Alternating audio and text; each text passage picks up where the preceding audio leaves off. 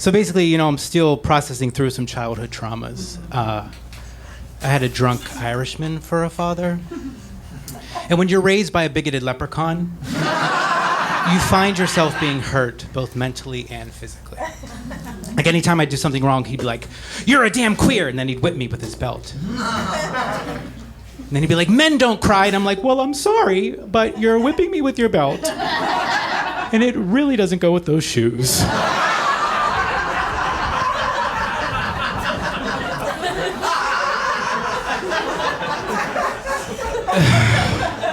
He would actually call me a fat queer because I was a Zoftig young man.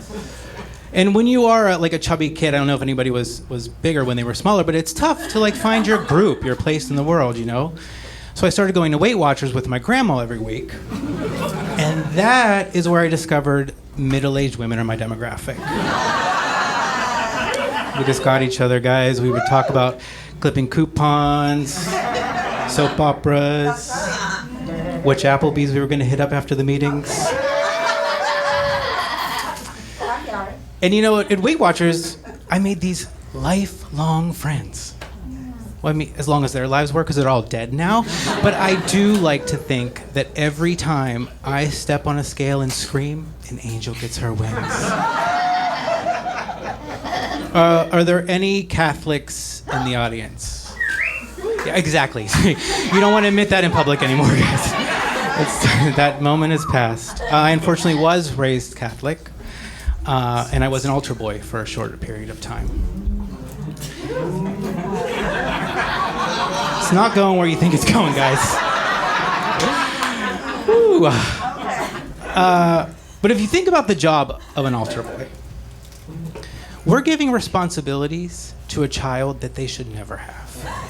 My first day I showed up and they were like, "Son, please guard the body of Christ." You can't give an 8-year-old in husky pants of what looks like wafer candy. Obviously, I was the only one who got a taste of Jesus' ass that day. Imagine the Weight Watchers meeting. You ate what?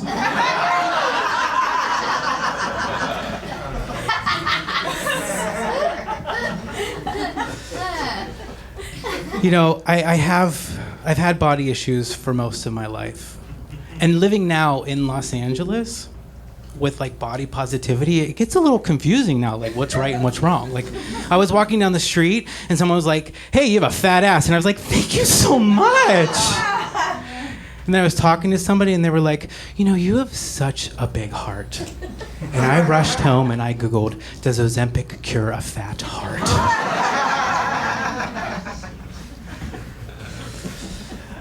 I do have a very supportive mother who I love very much. I can go to her for basically anything.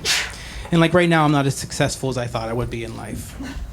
And I had this high school reunion thing coming up. And so I was saying to my mom, how do I go show my face to these people who voted me most likely to succeed?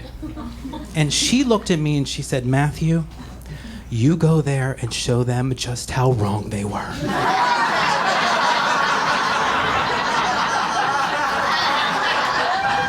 Can't argue with good advice, guys.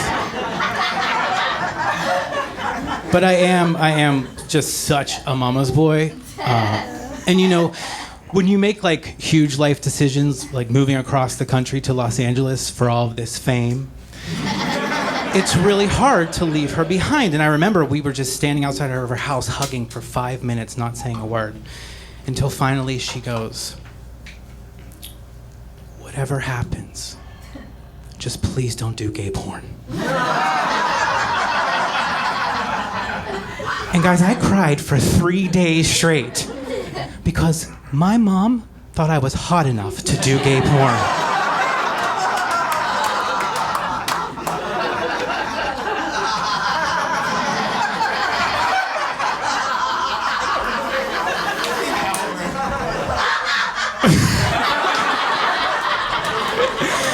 Oh boy, I feel like Adam Sandler.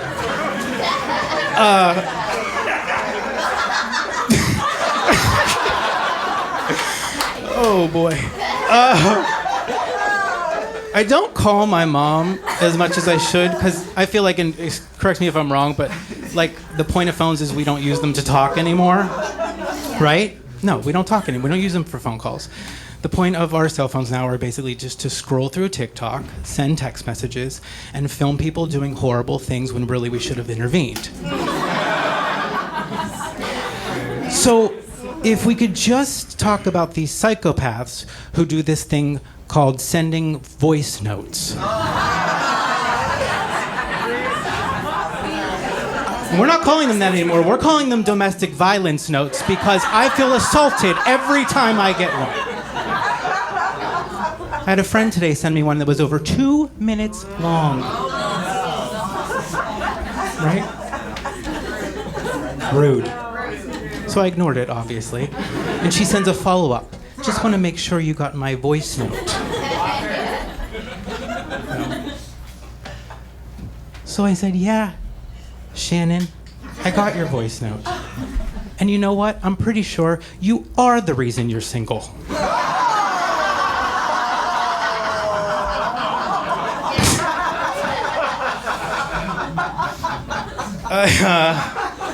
Any straight couples with children in the audience? Oh, perfect. Oh, wait, we got a one woo. It's fine. But you know, my husband and I, we don't have any kids, and it really kind of pisses me off all the shit you have to buy straight people with kids. Right? Like, let's go through it. You have the engagement party, you have the bridal shower, you have the wedding, you have the baby shower, you have the gender reveal, you have the brat's first birthday, you have the divorce celebration. It's enough. So I said to my husband, and I can say this because he's Mexican, I said to him, we're going to have a quinceañera for our cat. And I don't want to hear, oh, Matt, why does your cat need Hermes China? Well, Brenda, because she's fancy.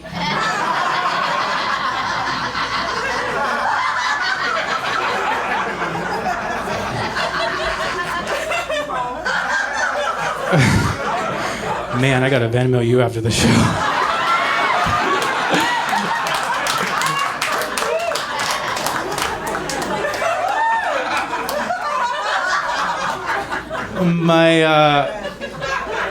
My husband and I, we have been together for over 17 years.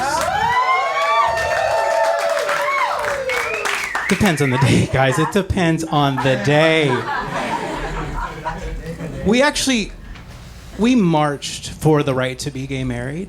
I mean, we drove to where the march was, honked our horn, and then went and had a picture of margaritas and posted about it online. Like Harvey Milk could never, right?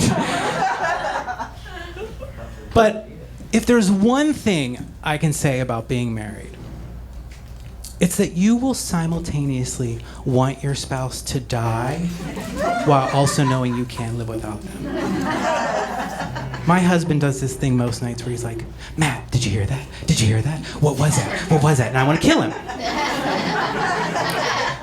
But on the flip side, I know he's going to be the one to go investigate the noise. And that makes me feel safe and secure and loved. Because I know when he yells, Matt, help! That gives me time to escape. Oh, no, don't choke him. He loves that. And that belt you have around his neck really doesn't go with your shoes. Thank you guys so much.